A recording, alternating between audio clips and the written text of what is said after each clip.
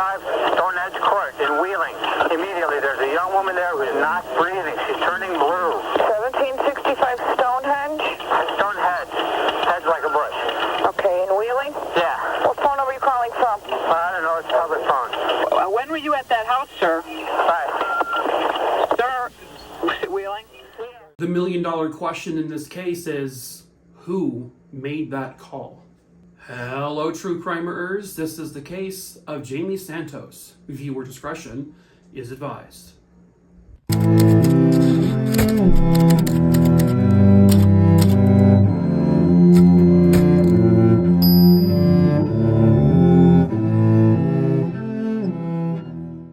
Real quick before we get started, of course, hello, my name is Mike. If you're new to the channel, I tell 3 true crime stories here on YouTube every single week, folks. Always with the weird voices. Mike, stop it. You got it. I post every Monday, Wednesday, and Friday here on YouTube. I also post at least 1 video, if not 2, short form over on TikTok every single day. The link to that is in the link tree of this description. The link tree in the description of this video below. Words are very difficult for me. The link also pops up here some point in the beginning of the video and also at the end of the video, so plenty of places to follow the TikTok if you so choose.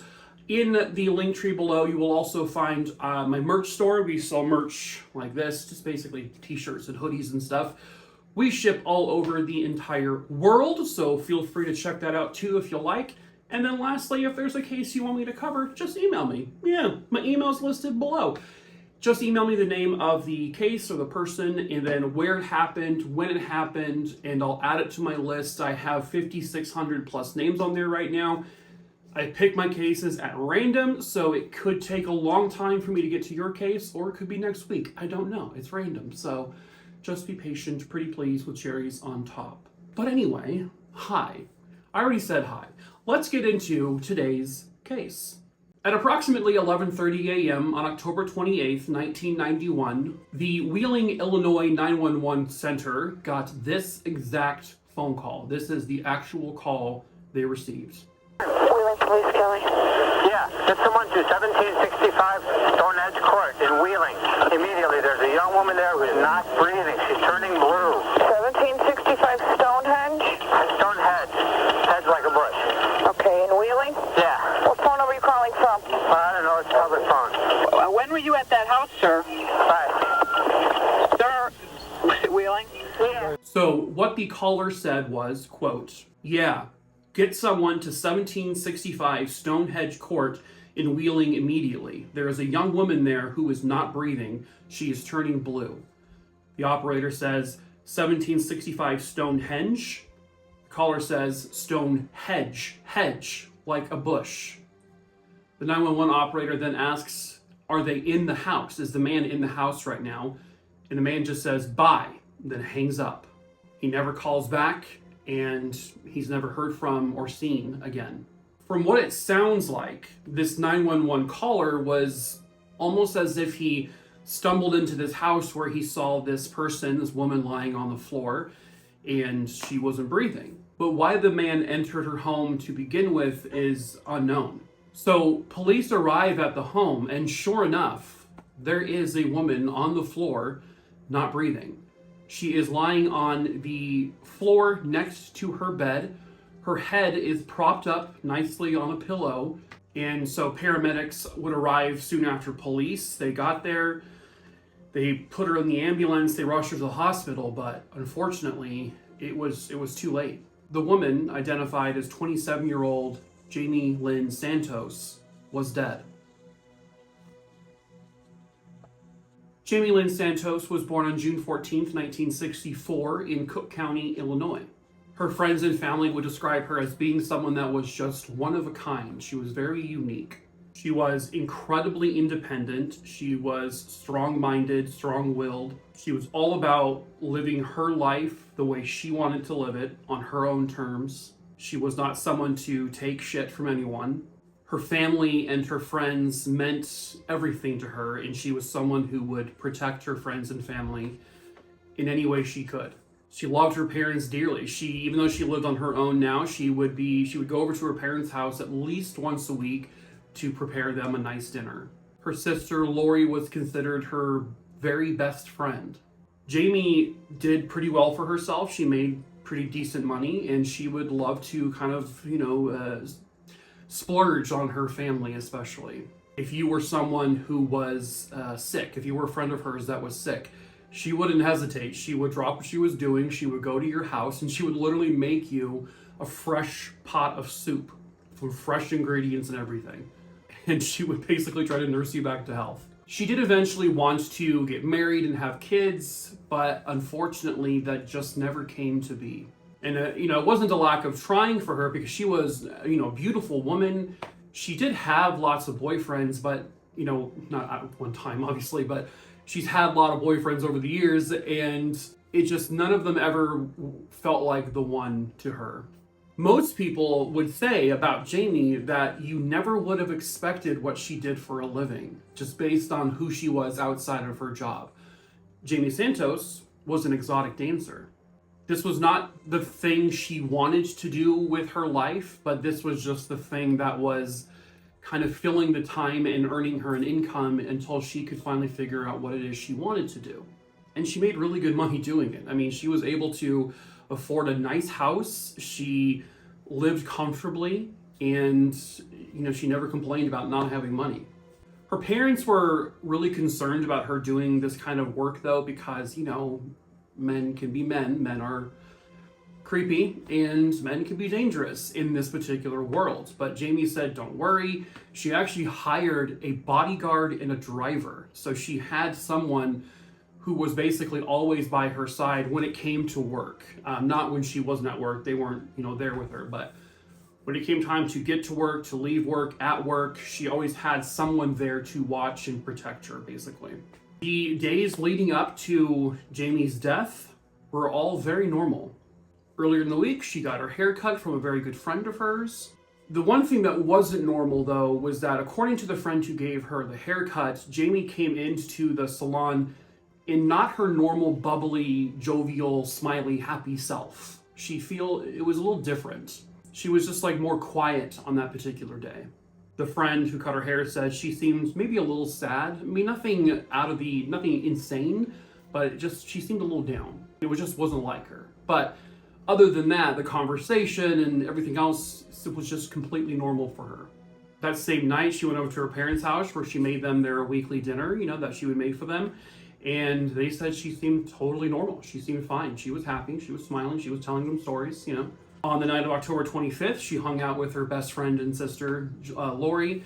They went out to a Mexican restaurant. They played some pool. They hung out until way into the next morning. The following day, the 26th, Jamie, because she worked private parties as well. And so she had worked 3 parties that day. Her driver and bodyguard said everything that day, all the parties went perfectly fine. They were all their normal, how they normally always went. Nothing out of the ordinary. There weren't any people who were questionable or maybe a little creepy towards her at all. Everything was fine. On October 27th, she was supposed to work some parties, but Jamie, she fell ill with something, and she called, the party she was supposed to work that day. She said, unfortunately, I can't make it. She then called friends and said, listen, I'm not feeling well. I'm just going to stay home, rent some movies, and, have a bowl of soup or something. And that's what she did. It was a really quiet evening. That was a Sunday. And then the following day, on Monday, October 28th, 911 gets that call. If you listen to the call, the guy he's talking fast, he seems almost panicked or maybe even a little bit nervous. One thing that people want to note about this call was that it appears this man was either local to the area or even specifically knew Jamie Santos well enough and knew the street she lived on well enough. Because if you pay attention in the call, he corrects the 911 operator because he says that Jamie's on Stonehenge Court. The 911 operator says Stonehenge, and he says, no, hedge, like the bush. They put out this man's 911 call to the friends and the family. They want to know if anyone recognizes him, but her friends and family do not recognize the voice at all. They don't know who he is. He honestly sounds a little older to me. But then the police would release the call to the public, and then they ended up getting, I think, 3 or 4 phone calls from people saying they think they know who that man is, who the voice belongs to. Police would investigate, these leads, but they never developed anything strong with it. That they never were able to, develop a suspect from these potential men. They want to know where the phone call came from. And finally, they were able to trace it back to a payphone. And this was just outside of a liquor store, about a half a block or so away from where Jamie lived. Police would, this is 1991. No, there wasn't like surveillance cameras on every corner and on every house, obviously. But, liquor stores and whatnot did have, surveillance cameras. And so they were able to pull footage from the convenience store where the payphone was just outside of. And they saw a man had been purchasing something like just before the phone call was made. And they have him on camera, and police want to know who that man is because he may have been the caller. They find him. They actually find this man. They look into him. They, listen to his voice, and it's not him. He's not the guy. And this guy was completely cleared of anything to do with it. And then anything from that, from the footage from the convenience store, nothing else was helpful. They would dust the payphone for fingerprints, but this is a public payphone, and it had been used many times after this because they didn't know what phone it was until a while later. So the prints on the phone were useless. Now back at the house, there was no signs of forced entry. There was no broken windows. There was no doors kicked in. Door frames were perfectly intact. They did find what they described as some minor signs of a struggle, but it didn't really help them much because nothing was stolen from her house. Nothing was taken. Nothing was broken. She was not sexually assaulted from what they could tell. And the way she was killed was she was smothered to death by a pillow. And then whoever killed her put that pillow underneath her head and gently placed her on top of it and made sure she looked in good condition, I guess. And the psychological profile would kind of tell you that this is someone who may have cared for her because they were gentle with her after she was, gone. They put her on a pillow so she was, comfortable. Smothering with a pillow is not a common method of this type of murder. Usually suffocation is done, or they actually strangle them or something along those lines, but this is not a common tool, a method. But again, it all kind of shows more signs as this may have been someone Jamie knew. But who was that? That's the $1 million question. Was it a customer that maybe was a little obsessed with her? Well, there wasn't really anyone that any of her friends or family knew about that was obsessed with her. She never voiced any concerns about any potential men in her life that were getting kind of too close. She never brought it up. And so nobody knew who it would have been if that was the case. This could have been just a creepy customer who had been maybe stalking her and following her without her even knowing it, and then finally they acted upon it in some way. But ultimately, it comes down to, for police at least, and really, I think for anyone, is that 911 call. Because what's very strange is that why was the man in the house? How did he? Because she was all the way in her bedroom, by her bed. She wasn't in the entryway. He had to have entered her home, gone into the house, gone to her bedroom to notice her. And there was speculation that maybe her door was open, and maybe he was curious to see what was going on, but who does that? If I see a door open in my neighborhood, I'm not gonna just walk in. That's odd behavior. And I wouldn't walk through the house, and finally go to their bedroom. It seems very odd to me personally that someone would do that. But it is a possibility. It is. The caller could be just literally a good Samaritan, I guess. But then why would you not just come forward to police and say, hey, it was me. I was the caller. Take my DNA, take my hair, take my fingerprints, and you can rule me out. Why wouldn't they do that? Maybe they don't want to be falsely accused of killing her because he was the one who made the 911 call. That's a possibility. Maybe he was scared to come forward thinking he would be considered a suspect. For good reason. But the more likelihood is that the guy who called 911 is probably the man who killed her. I have to think that's the case because his demeanor on the call just seemed very, I don't know, it seemed panicky, almost like guilty type behavior. I don't know. It's just something about the call just sounds very, I did this, but I'm not gonna, pretend like I'm a good Samaritan kind of thing. But who is that guy? I know police have looked into her like clients, and they've looked into her friends, her past relationships.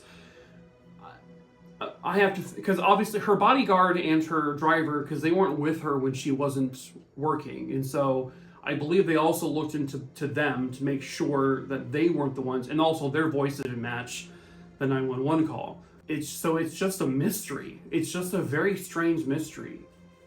And there's just that creepy factor because of that 911 call, to me at least. It's just so unsettling to think that is probably who killed her. And, I was reading an article that stated that this person may have accidentally killed her in some way. Maybe they got into some kind of argument, or not accidental, but maybe more of like a heat of the moment, crime of passion type thing. He did it, and then he rushed to call 911 because he felt guilty. He felt remorse for what he did, and he wanted her to be found quickly, maybe even to help save her just in case.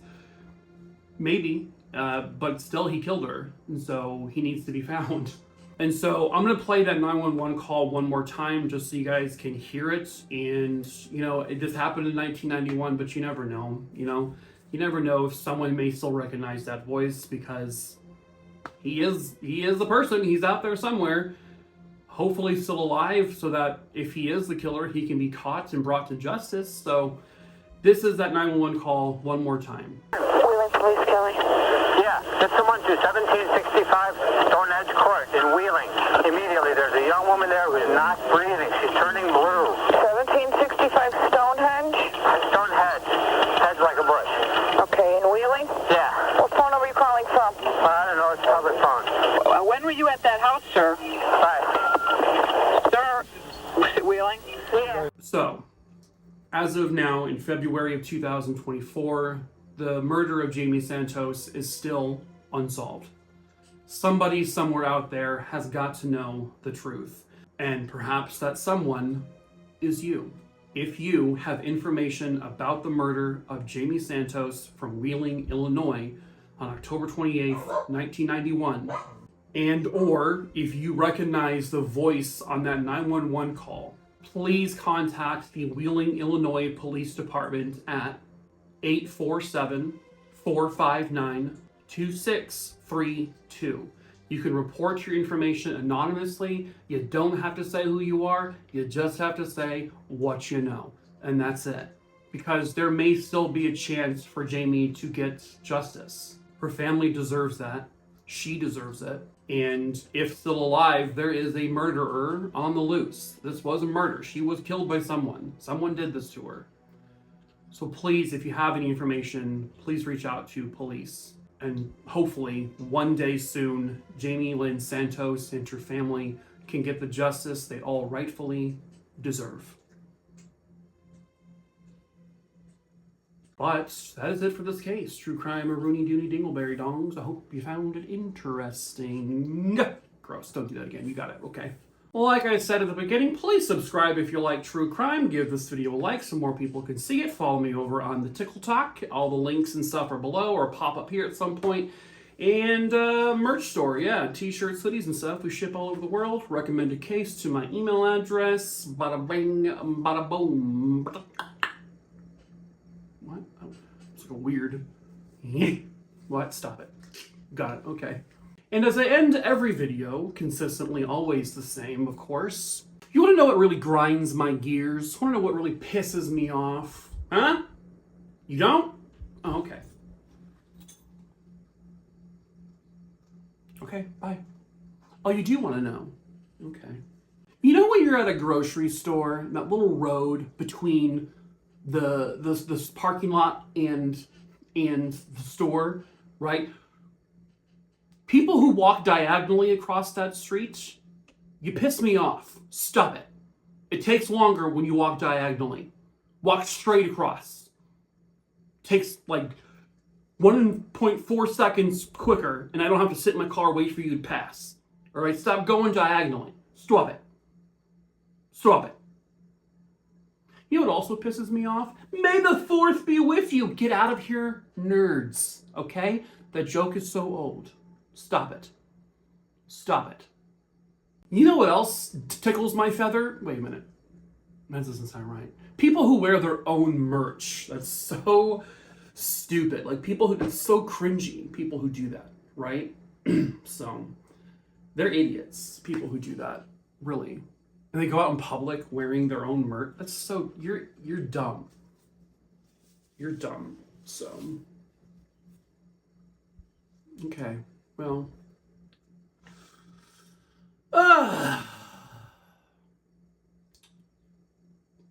Okay, bye.